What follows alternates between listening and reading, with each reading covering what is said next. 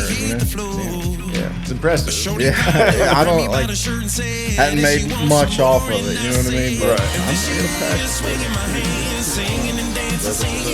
Yeah. So what's up? What's going on? We're recording. Yeah. Are you nervous? Yeah. Yeah, me too. So where are you from originally? Oh God. Unfortunately, I'm from California. Wow. Yeah. I don't like to claim that, but I haven't lived there in a very long time. We moved from Arizona actually. I went up and down the whole West Coast, decided not the coast for me. Really? Yeah. My mom was born in Oregon. My grandfather was in the Navy, but they're all from like Gaffney or something. But I know wait, why do I know Gaffney? yeah, Gaffney's where the big peach is. Yeah, Going down yeah. 85. Yeah, going towards. Actually, just went to Atlanta for they call it the Chevrolet Experience.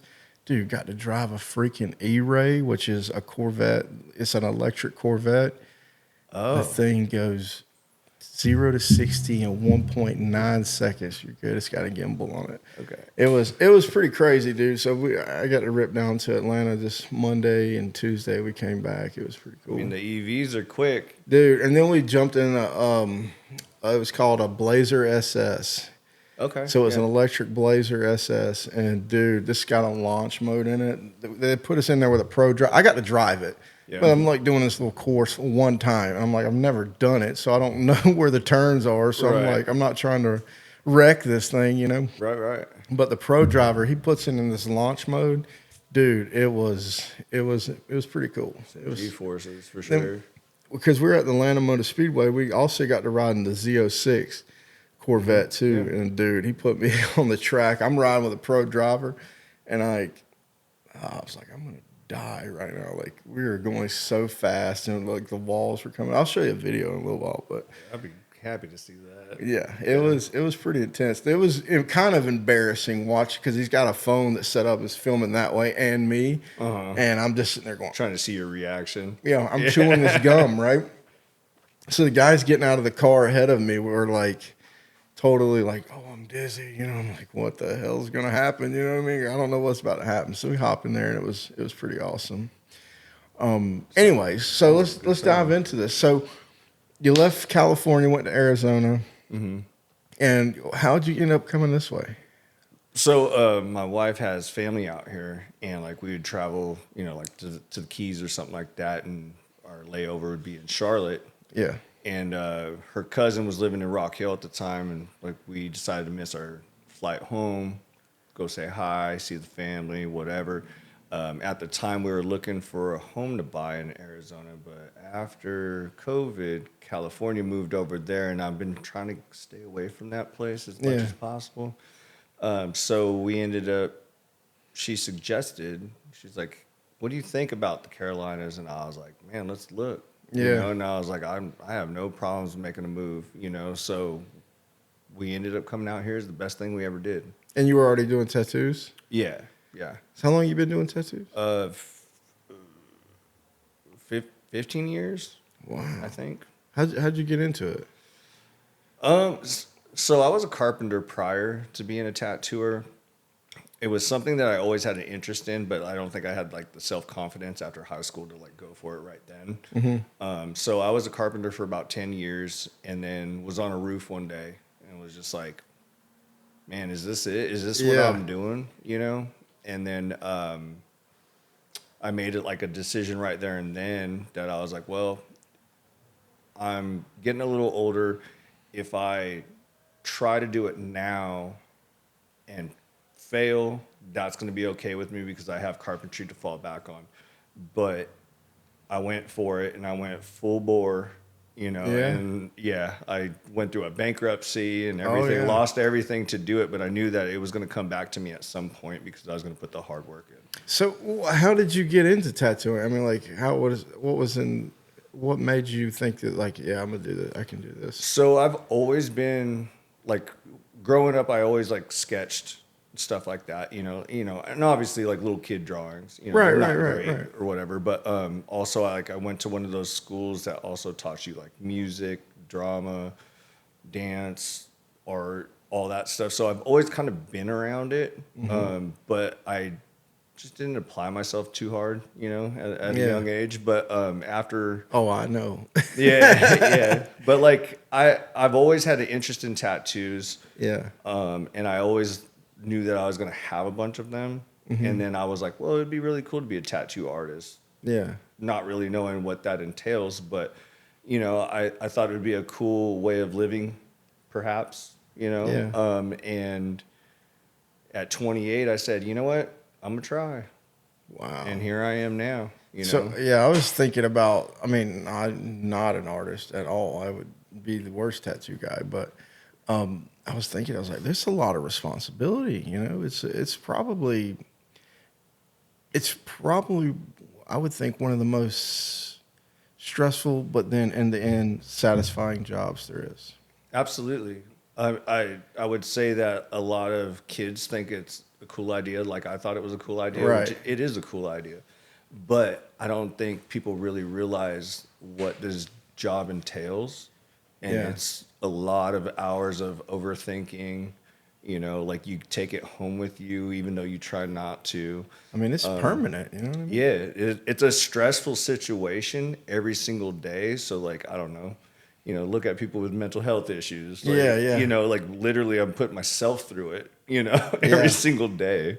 I think with being a carpenter though, like I did some trim carpentry and like basic framing and stuff because I was building and installing. When I careered in stairs, I started as a laborer, and then I worked my way back up through the whole thing. Like I was a laborer, I learned to cut the parts, build, install. Then I quit and went and hung the handrail and all that.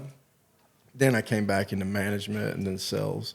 But it's good to know that stuff. Oh yeah, I mean, it made it easy when I was selling because I knew it from top to bottom. Yeah. But like, there's that whole measure twice, cut once. So I think maybe you bring some of that to the tattoo.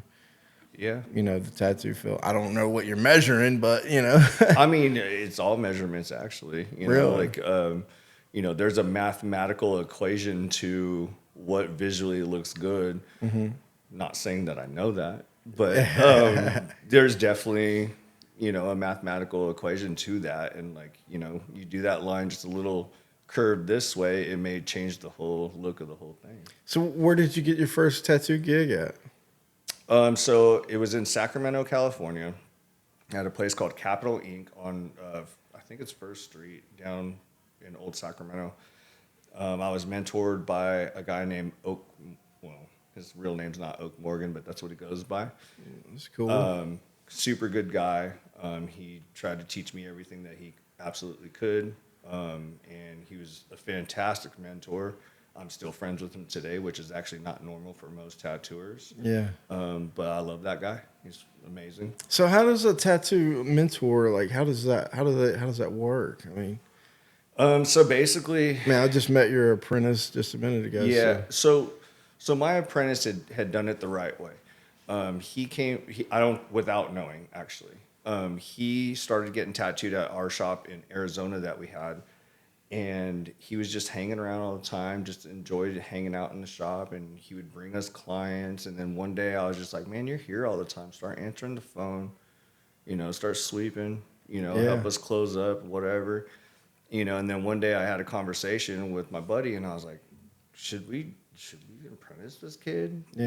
And I was like, he's doing all the things that like I would ask of somebody, and he never asked for an apprenticeship. And that's like an old traditional thing, is like you never ask for one, and he never did, and so I was just like, screw it, I'm gonna throw it at him, see what he does. Well, he quit college and he's still here with us. Wow. Yeah, so wow.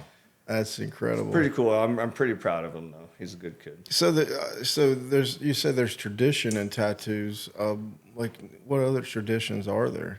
I mean, there's tradition in how you tattoo, the color pigments you use, etiquette, there's guidelines, there's all kinds of stuff. Really? A lot of it has been lost as like tattooing has progressed into being an actual business.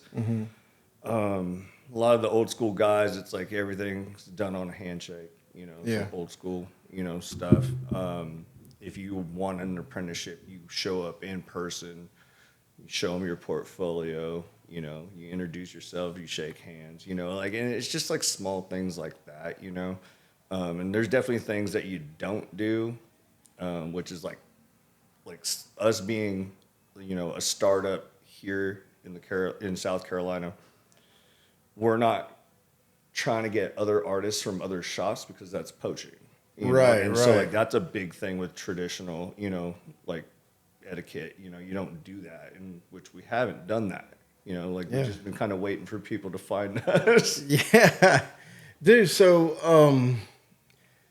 how did this place come about? All right, so I wasn't familiar with any tattoo places around here other than Gastonia. So, from what and my dates might be wrong, but Brandon Guffey had changed the law about, I want to say 4 years ago, and I could be wrong on the timeline. Yeah, it is. But he changed the law in York County. It was illegal like 4 to 5 years ago to tattoo in this county. He changed that. When he changed that, though, the parameters and zoning and all that stuff was so intense that it was really hard to open a shop. When we moved here, I was like, it'd be super cool if we end up becoming the first tattoo shop in York County. Then we got into it, you know, and you know there was a lot of hurdles and things that like we had to, you know, get through. The zoning was a big issue. There's a lot of zoning. I think they've changed it since we've opened. I think the other tattoo shop that opened second, Sink or Swim, they had the same parameters that we had, and then I think they've changed them since. So it was pretty difficult. So was it the zoning that had you like this? That's how you pick Clover? I mean, we live here. Oh, you live in Clover. Yeah, we okay. we live in Clover, so like actually finding a spot here was just kind of like the icing on the cupcake, you know. Yeah. So we were looking for a year to try to find a location, and we were up in North Carolina, South Carolina, everywhere, and it was either the zoning wasn't right or the people that owned the property just didn't want a tattoo shop, which I get it. You know, Yeah. the stigma is real, and I understand that, you know. So Yeah. it was a struggle, but like finally after a year, we found this spot in our town, and it just lined up. I call it the unicorn. Wow. And what a perfect name for the local tattoo studio. That's awesome. Was that your idea? Actually, it was. Nice. And Let's go. You know, and I just kind of felt like, you know, something relatable, you know, like something not like over the top, just relatable. You know? that's I want to say close to perfect. I mean, from what I like, the thing about Clover is it's a growing community, and then there's people that want to kind of like guard it, and when you use the word local like that, and it being the first thing that's here, the first tattoo shop, I mean, that's people are gonna protect you. You know what I mean? But those certain people, you know. And I would say that definitely like the response that we've had to the folks in Clover has been positive. You know, Yeah. like I don't think I've had any negativity like actually come to me. Yeah. I mean, there might be those people out there, and that's totally okay. I mean, I've been following you guys, and you do a good job with your social media and everything. And Be that young lady over there. that's who I was talking to. I was like, Yeah. who the heck is responding to me? Because like I just know a couple people up there. Yeah. And I'm like, yeah, She handles all the stuff that I can't because I'm just not techie. Yeah. I draw on people. Yeah. I draw on people. That's gonna be clipped out in Opus later. So when you came to Rock Hill, you ended up. How did like starting the business part of it? Like how where were you at in life at that point? I mean, honestly, we had the shop in Arizona still, So over that year that we so were you already searching, had it. Yeah. Okay. yeah. So the year that we were searching for a location here, I was flying every 2 weeks back to Arizona, and I would work for 2 weeks as hard as I could to make the money, and then I'd come back here for 2 weeks, and then me and her would, pound it out, try to figure out how to make this all work. That's a romantic story. That's awesome. It was a rough year. Yeah. Yeah. But so how many artists do you have here? Right now we have 1, 2, 3, 4, and then my apprentice. He's not tattooing people yet, so. So all right, so all this artwork in your portfolio, is that stuff that guys or guys and gals are drawing themselves? Is that how that works, or is it stuff that they? The stuff on the walls is definitely like from those artists, and everything in here is actually from people that I've met over the years. This is my collection from me traveling, doing conventions, doing guest spots, and just making friends with tattooers over the years. I think there's only 2 pieces of artwork in here where I actually don't know the people, Yeah. and it's just because I was like, well, I dig that. It's cool. I'm gonna tell you, you got some really cool stuff going on. And look, I got off work a little bit early so I could change clothes, and at least 4 people was like, "Hey, find out if I can get hooked up." I'm like, "What?" Okay. So you don't do piercings here? We don't. Not now. Is that something you're thinking about?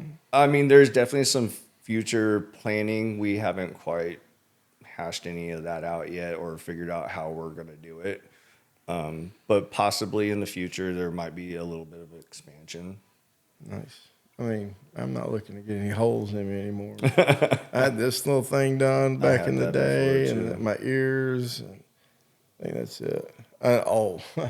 One time I about went and got a serious piercing when I was, sauced up, and then I got there, and it was a guy I want to say I didn't never picked on anybody, but I screwed with him a little bit. We were not like close friends, but we were kind of bickered back and forth in school. Then I get there, and I'm like, yeah, I'm not letting that guy touch me.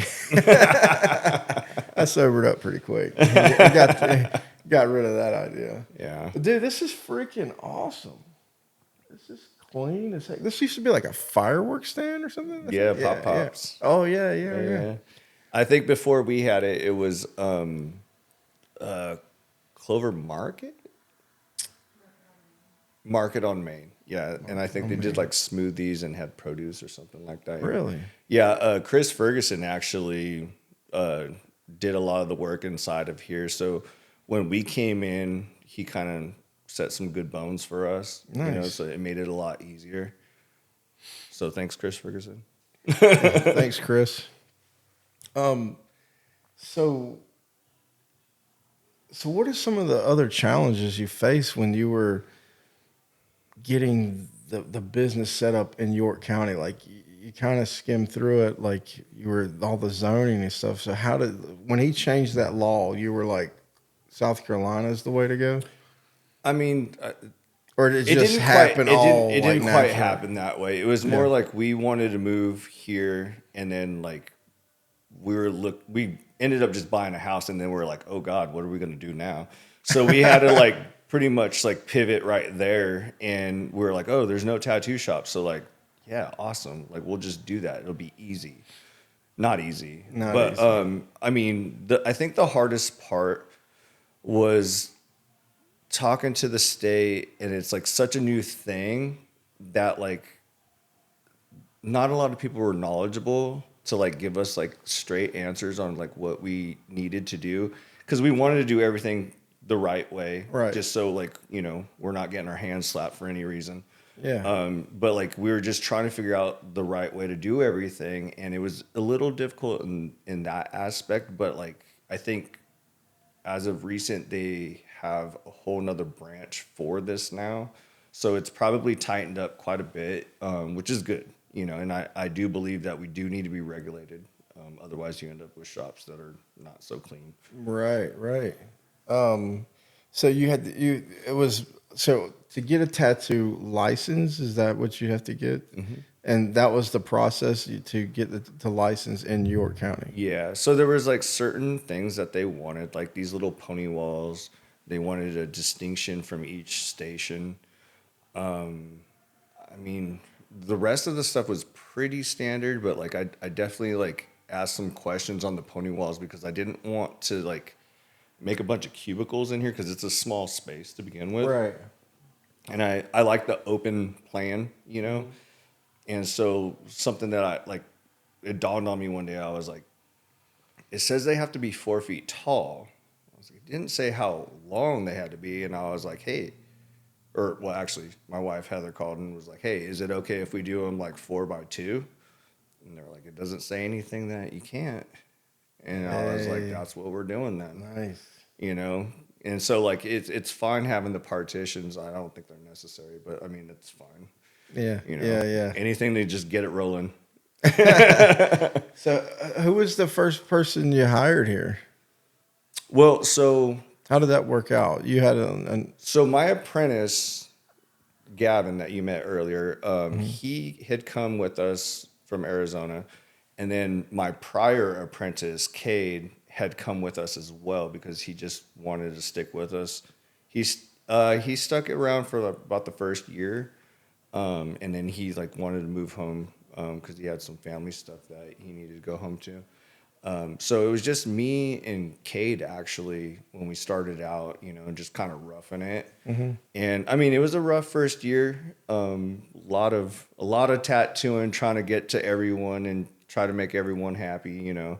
Yeah. And then slowly, as time has gone by, we hired Daniel, which is a phenomenal realism artist. Super good guy. Then Tyler came on, and he's a super good guy, and he's pretty well rounded in tattooing in general. We just picked up Alex. Alex is very well rounded as well. Everyone's 10 years plus here, besides my apprentice. So it's now Tyler looks super familiar to me. Where is he's he TikTok famous. Oh, I've seen him on there, but I feel like I've known him for a long time or something. I don't. Where's he from? He's from this area. I think he grew up in Mint Hill and Matthews or something like that. And then he's just kind of moved around the area a little bit, you know. But I think he lives out in Rock Hill now. Dude, it looks so familiar to me. I don't know. I mean, I've He's been following him. He's all over social media. Oh yeah, he's crushing that. I hopped on his TikTok the other day. I was like, wow, yeah, holy crap. yeah. People follow him. He's TikTok famous for sure. He does a good job. Yeah. And like recently, he decided to start doing like a tattoo page, and like it's gotten out of hand. You know, That's I'm just incredible. like, I'm like, man, why didn't you do this a year ago? You know, it's so cool. Yeah, he does good work. I mean, honestly, he convinced us that like we need to start a TikTok. 'Cause like I said, I'm not very like into social media, but like we're starting to do it now because I'm like, man, the response that he had, dude, we had phone calls like just nonstop like the day after, and I was like, what? Yeah, I was like, what did you do? And Yeah, he's like, oh, I made a video, and I was like, let me see. Yeah, and that's how I sell cars too. Like, I have a unique situation where a lot of the guys that I work with aren't from Clover. You know, there's from Charlotte and Shelby. So I already had the experience with doing the stuff up north. Like the videos I was doing up there were, I mean, people watched them, but I didn't really know anybody like that. So now I post cars and make little videos. People are driving by the dealership like, hey, they're messaging me, and I'm trying to set it up where I'm just strictly selling online. I don't have to do the old cold calling. You know what I mean? That's a pain. Yeah, I would hate to do that. It's not really that bad. I mean, once you start rolling with it, it's just like, hey, you know, it's like the whole sell me this pen thing. Like if you're not in the market for a pen, you're not gonna buy a pen. You know what I mean? Right. So once you figure that out, you just like, oh, okay, move on to the next thing. So, dude, the tattoos on your head right here. Tell me about that. That's like full commitment. That's full sin. So how do I explain this? So Let me break it down like this. I'm going to give you an example from on my side of things. I don't know when you got them, but when I got it, I told you I did stairs, and the guy that was teaching me stairs said, when you get into stairs, you got to become a stair man. He said the guy that taught me had a license plate that said stairman. So I was like, oh, okay, all right. You know, I picked up on that. I was like, I don't want to do stairs forever. So when I moved to New York, when I became the Carolina Chuck guy, I said, you know what? I'm getting Car Chuck on my license plate. There you go. And I fully committed. But, I mean, obviously it wasn't permanent. So I'm assuming it has something to do with, like, all right, I'm fully committing to this. Well, I Or have you had a it separate story for that, but Well, the ones on my face is not actually. It was just I wanted to get my face tattooed, but I didn't want to tattoo my face, so I Yeah. went with the sideburns. Yeah.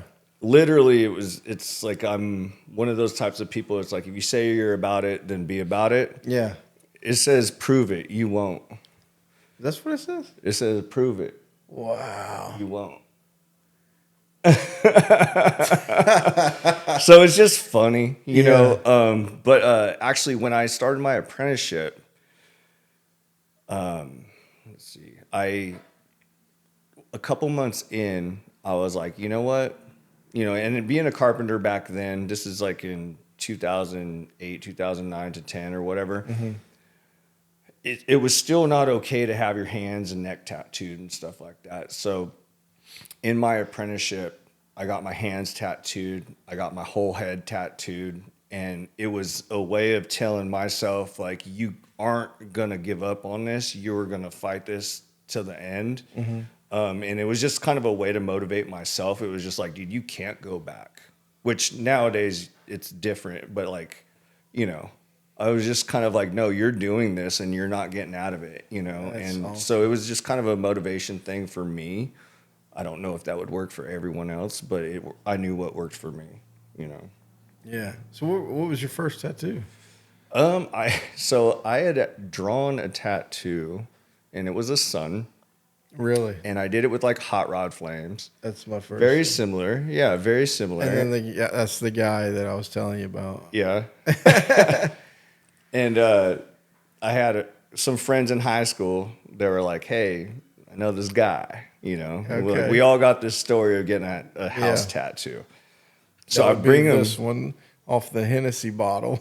Yeah. That's the Hennessy label right there. I was in like some Mexican biker gang house with some random guy from Atlanta in Charlotte. Like I don't know. So he's like, what do you want? I said, just put this on me. He's like, I'm done. Yeah, done. Yeah, it was. Anyways, sorry. No, you're good. Yeah, so I give him the design.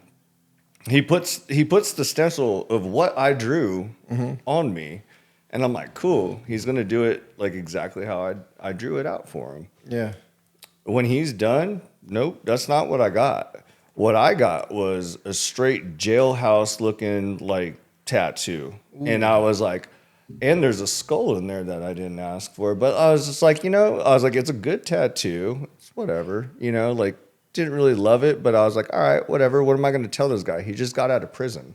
It's like, and he looked pretty crazy. So I was like, Thank you. I was like, thanks, dude. You're awesome. Hold the tip. Yeah. And then, later on in life, actually, when I got my apprenticeship, my mentor, I was like, hey, do you want to cover this? And it was pretty light anyway, so he covered it up for me. Yeah. That's awesome. So that was the first one. And you was hooked ever since? I mean, I feel like I was hooked From way before, before. Yeah, I think my grandpa, he was in the Navy, and he had a Popeye on his arm, and he'd always like kind of make him wiggle a little bit, Yeah. and I always just thought it was cool as hell. And then like my dad told me, like around 7 or 8, he's like, if you ever get a tattoo, I'm gonna cut it out of you with a knife. So my rebellious just stature, I was just like, I'm gonna be covered. You just watch, And I was always infatuated with them. And like back in the 80s, you watched all these like Rambo movies and whatever, and all these badasses had tattoos, and I'm just like, yeah, they're badass. Yes. And I'm yes. like, I'm gonna be like that. Maybe not so badass, but I'll look like it. Yeah. I mean, that's kind of where I went, dude. I told you I did a little boxing and everything, and I was not intimidating looking, you know what I mean? And I was like, man, I gotta get some tattoos or I wouldn't something. want to get hit by you. Yeah, well, I haven't always been this big. Okay. I was like, I got hurt. I broke a bone off of my shoulder and just went to crap after that. But yeah, dude. So I started getting tattoos, try to look like badass, like the guys from the '80s. You know what I mean? Like, dude, Arnold Schwarzenegger. There's a lot of steroids Yeah. involved, though. Oh yeah. Oh yeah. Yeah, I got in a fight with a guy one time. He's like, "I'm not fighting no steroid freak." I was like, "Man, it's all protein, bro." Like, It's all whey. yeah, it's all way. I was like, "Come on." No, I was, I got into working out and everything because I was competing a little bit. Then I got hurt, and I was back in 2011, and then just recently. 2 years ago now. 2 years ago, I boxed a Canadian, beat him, and then I moved back down here, and I was like, man, I'm gonna do it again, And I signed up for a fight. Daggum fought a 22-year-old who'd been boxing for 8 years straight, and dude, we're fighting super heavyweight, and you got to imagine a 22-year-old that's 245 pounds is not a big old fat guy. You know what I mean? Yeah. He's about 2 feet taller than me and just beat me to death. But it was cool. Whatever. He probably had a little more gas in the tank. Oh, yeah. I mean, I was scared. I shot in on him and just tried to just do him, man. And then I was like, this is not the game plan. Backed up, and he just beat me to death. Oh, man. But I do it for the rush. It's not, I'm not going to try to get paid doing this. I just like getting out there and competing. There's nothing like it. Yeah. There's nothing like it. So that. What are some of what are you getting back from the community around here? Because there's a lot of people, and I don't know, how do you say it? They're not, I wouldn't say like key influential people that are like, hey, you got to go talk to the tattoo shop. I mean, I would say There's like a loyalty that the people you want loyal to you, where it's like, hey. I would say that like most of the locals, like once they get tattooed here, if they had a good experience, they're going to bring their whole families. Yeah. And that's like from the beginning, someone was the guinea pig because they're just like, who are these people? Right. Yeah. And like once we like tattooed those guinea pigs, then next thing you know, they're bringing their friends, they're bringing their family. And honestly, word of mouth around here is like wildfire. Mm-hmm. And like all the people here that have been tattooed, or even some of the people that haven't been tattooed here, they talk positively about us, and it goes a long way. So I would say that they give us a lot of support. Like I wouldn't know much further than that, Yeah. I've that led me here was the word of mouth. A lot of people. I mean, I wanted to talk to you guys, but probably I don't know. But a lot of people that I'm close with were like, yeah, that's the people up there. Yeah, and they're the right people, and like you've tattooed a couple of the right people, Yeah, I mean, we're happy to do it. Like we're not, we're here to try to make people happy, try to like give them the tattoos that they want, like just try to make people happy and like make a friend out of it, like we're the local, we're here, we're in your backyard, like we're friendly, we want to hang out with you too, Dude, that sounds just like me making a video at work. I'm like, we're talking about buying local. And I did like a little pan around. I was like, heck, I'm right here, Yeah. I got everything. Yeah. And I got this whole mostly blank arm over here. You can do something about that. I got my little Gonzo tattoo. You ever seen Fear and Loathing in Las Vegas? Yes. The Hunter S. Thompson thing. So when I first started fighting, they started calling me Chuck Gonzo because I was like into crazy stuff. But so that's where that came from. I keep forgetting about that tattoo, by the way. But yeah, I've got my. Matter of fact, the same guy that did this also did my chest. I don't know. I really don't remember this one, but I did get it. My daughter's initials, and then I got I got her little baby handprint over here. And then I've had 2 more kids and have not got tattooed in a very, very long time. We could change that. I know. That's kind of work right there. Yeah, right here. Yeah. That's kind of what I'm hinting at. My wife was like, "Yeah, you need some more tattoos." We got you. Yeah, I'm gonna come. I stopped in here one time because I was trying to get a cover up. Now, I wore socks and Crocs because that's how cool I am. I got this. Me and my wife went. And she bullied me, and we're gonna get matching tattoos. Uh-huh. And it's a puzzle piece, and her piece fits into mine, and I'm Okay. like, man. And look, I don't want to sound crazy, but as people assume that I know somebody with autism, and That's what I was gonna say. and I do, but that was not what that was about. Then I felt like kind of weird after that, and not that I don't want to support that or whatever, but I don't want to false represent that either. Right. So I would say 99% of the time, if I do a puzzle piece, it's usually because someone has a child that Yeah. has autism or yeah, something like and that. I was not aware of this when we did this whole thing, and so it's kind of an awkward thing sometimes. It doesn't have to be. All right. Oh, it's not like awkward, but anyway, it is kind of. Especially when I break into a conversation with this guy, just goes in and tells me about all this stuff. And I'm like, man, that sucks. I mean, I know some people like that, but anyways, I got to get that fixed, and then she does too. Okay. So we're gonna come in here and try to get that straightened out. We could do that. Yeah. We're gonna do it. Sold. Let's do it. I got you. I'm gonna bring her in. We're gonna do it right now. No, I'm kidding. Nah, but dude, I appreciate you doing this with me. This is awesome. Like, it really fits into what I was telling you I wanted to do with my show. Mm-hmm. Is highlight really cool things that's going on in the community. Clover is a old kind of thing, but it's like growing because Charlotte's coming this way, and we're trying to. All the young people have came up and they realize this, and they're trying to keep the community feeling like they want that. Keep the small town, but also kind of grow and be cool at the same time. And this is like one of the ideal things that could have happened for sure. I couldn't agree with you more. Like we've only been here for about 3 years, or a little over 3 years, and in the short time that we've been here, Clover has changed a lot. Like when we first moved here, I was like, oh yeah, it's super small town. I love it. Super quiet. It's not so quiet anymore, and it's getting busier, it wasn't really our plan that it was going to grow so much, but honestly, it's not going to hurt our business by it growing, Right. And like, all the good work that they're doing downtown, like, I can't wait to see where it's going. Hopefully everyone could be a little happy. I did a podcast with Justin McFalls, the guy that owns that stuff down there. Yeah. He was not the first one I did when I get back, but when I really like invested into doing the whole thing again.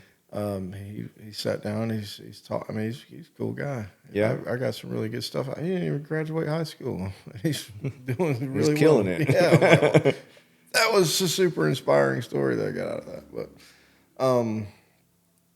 dude, so what is the biggest thing that you think, like coming from California to here? What is I guess Arizona. What is the biggest difference, like far as people goes? Because I just ran into somebody from California on Monday. She came in for the Chevrolet thing, and she was really California. It kind of blew us away with some of the things she was saying. But I mean, I would say that like, what makes you kind of want to separate yourself from that? You know what I mean? From California? Yeah. I mean, to me, California sucks, and that's just my opinion. Everyone doesn't have to have that opinion, but I grew up there and I just never really liked it, never felt at home. Moving here, I believe we're in Food Line just here in Clover, and we were in line and just some guy just started talking to me, and at first I was like, man, this guy's going to ask me for money or something, and that's normal being from the West Coast. And then he was like, all right, man, you have a good day. Nice meeting you, And I was just like, holy shit. Yeah. And I was like, wait a minute. This is how it used to be. Mm-hmm. And I'm like, oh, I love it here. Because I just realized, I was like, oh, people are just going to talk to you because they're just friendly. That's the biggest difference that I would say like the South to the West Coast, like everyone is super friendly here. Anyone's ready to spark a conversation. You could just tap someone on the shoulder, just say something to them, and they're just going to start talking to you. And it, like, I think that's really cool. You know, I think that's awesome. That was one of the. That's how I actually did well when I went to New York. People were like, "You are the nicest person I've ever met," and I'm like, "I don't think that's correct." Because they don't talk to each other. Yeah. I'm like, I'm like, we use manners and stuff, but yeah, it was. It kind of makes you feel weird. You're like, I don't know, I'm super nice, like You're like, am I being a weirdo? Yeah, am I being weird? Like. No, but I would say definitely like region to region, there are differences, and like luckily, we live here and everyone's friendly, and like I couldn't be happier about it. Well, I mean, you fit in well, I try. Y'all got kids or anything? Not at the moment. No. Yeah, I got a pile of them. Yeah. I got a pile of them. I'll share whatever. I got all age groups. I've got a 20-year-old, 16, 13, and an 8. Whoa. Yeah. Got a wide range of them. Yeah. I got all different levels, dude. When I come home, it's like growing stuff, and then girl stuff, and then my son's my dude. I've got 3 girls and then a boy. But like my son's got me back into like wrestling and stuff like that. I haven't watched wrestling since I was a kid, Yeah. And he's talking about Rey Mysterio and all this stuff. Oh wow. Yeah, that's an old name, dude. Yeah, for real. And when it came out on Netflix, we started watching it, and it became a thing. We got hooked together. I was like, that's cool. Awesome. But yeah, so dude, we're freaking zooming through this thing. We're already at like 45 minutes. Really? Yeah. Pretty good. That's pretty good. So, anything in the future you got coming? Any plans? I mean, there's some things in the works. Like obviously, like me and my wife have to sit down and do the logistics on things and figure it out. I don't think anything too big too soon. As of right now, we're only we're almost 2 years. So it's like. Kind of want to hit that 5-year mark before we start making some major changes. If we do that, we have a solid crew here, so it's like, as of right now, it's like, if it ain't broke, don't fix it. Right. So, I mean, I don't want to like get into numbers or anything, but business is good. Like, fantastic. It's really good. Yeah. It's, like, honestly, like opening up here, obviously being the Bible Belt and stuff like that, being from the West Coast, I had my ideas of how it might go, and I was completely wrong. Like, we've had older folks in here, and like everyone, like I said, everyone's so friendly. Everyone's kind of welcomed us, which I was kind of surprised at, but I was just like, okay, cool. Like, maybe we got a good business plan. Like, I don't know. Well, there was I assume where the Gastonia tattoo shops, like that was a big thing when I was a teenager. I'm 39. I don't really know how old you are, but when you become 18 or heck, when you're a teenager, you cruise down Franklin. I mean, it's right there. Yeah, you hit the tattoo shops and stuff. So I think it was. I can't speak for all ages, but for my age group, it was super cool to see something like this right here. So I mean, talking to a lot of my clients, I would say that they're equally as excited. A lot of people are like, also, this is dangerous. Yeah. Like, I live 5 minutes down the road, and I'm like, yes. I'm like, but we're here for it. Right. No, it's really cool because tattooing means. I mean, to me, it's more than. It's just like a rite of passage kind of thing. Like, it's an important thing to. Some people do it for fun, but some people do it for like extremely important reasons. I mean, expression. There's a lot of memorial stuff, or just people just want to let their freak flag fly. And it's like, hey, there's like, we're here for it. Like, what do you guys want to do? Yeah, that's awesome. What is one of your favorite tattoos that you've done? It's so difficult. It's so hard. I don't know. What's your most memorable one? One of your, not your most. What is one you remember? I mean, as of right now, like, currently I'm working on like a neo-traditional sleeve on Will Stout. He's the one that had the skate shop here in town for a little Oh, while. He's a local boy. But like he's just getting cool, chunky, traditional stuff in black and gray. And when we're done, it's gonna look amazing. Like I'm pretty stoked on it. And like he's just like, I got this whole arm. yeah. And he's like he started getting tattooed August 4th. And he's planning on being done at the end of this month. And like we're pretty close already. So like we just have like some smaller pieces to throw in there, and then he's probably done with that sleeve. Is he gonna let you post some pictures? Oh yeah. Oh, yeah. sweet. I can't wait to see I'm that. pretty sure we've already posted some pictures of like progress and just like this piece, whatever. But like when it's all completely done, we'll probably do a whole video on it and stuff. Like Wow. This is August like to October, whenever Oh, he that'd be finishes, cool. and just be like, boom. Yeah. My wife got a tattoo of like when her dad passed away of a he had a body shop. She just got a little car and it just says Nice. dad under, and I'm like, wow, that's incredible. See, and that's what I love. Like if you're gonna do a memorial piece, like I think like some kind of imagery is a little bit better than like throwing some like Yeah. exact dates on yourself. And I get that like some people just want that, but Yeah. like I feel like just not everyone needs to know. Like, but Yeah. I think that's like kind of cooler. Yeah. Yeah, like that's an ex-girlfriend's name. Yeah. Now Well, don't do everybody that. knows. Yeah. Don't do that. That's awesome.